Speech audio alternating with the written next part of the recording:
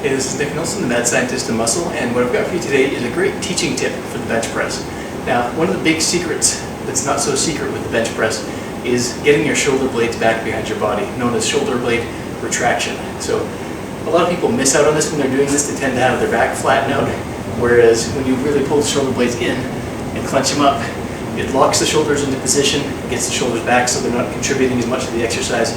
You get better chest development, and you're actually going to be stronger when you're doing the movement. So, like I said, a lot of people do have issues when they're trying to learn how to do this. So, this technique is going to basically force your body into the proper position so you know what it feels like.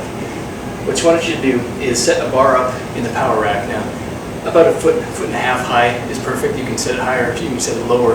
Basically, we're going to let gravity drop us into that proper position. So, when you take a push-up kind of position on the bar, holding the bar right at the same width that you would normally grip for a bench press. So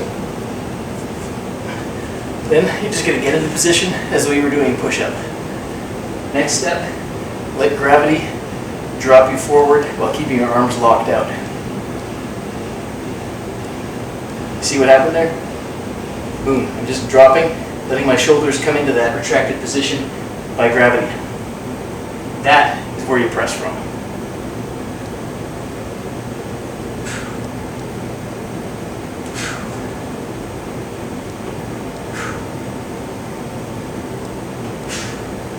Most people tend to press from that shoulders forward, which is protracted position. So what you want to do, like I said, this is just a teaching tool. So get into position on the bar, get your hands in that spacing, and then just do that shoulder drop movement. When you drop in, contract your traps, contract your teres major, contract your rhomboids, which are basically the upper back muscles. Squeeze those in behind you and then come down into the push-up and push yourself back up without popping back into that protracted position. So I'm going to give you a quick demo here, and then you want to apply this directly to your barbell bench press. On every single rep that you do, when you unrack the bar, pull yourself up a little bit, get those shoulder blades retracted, then unrack, and then do the exercise maintaining your shoulders back behind you. It'll make a massive difference in your bench press training.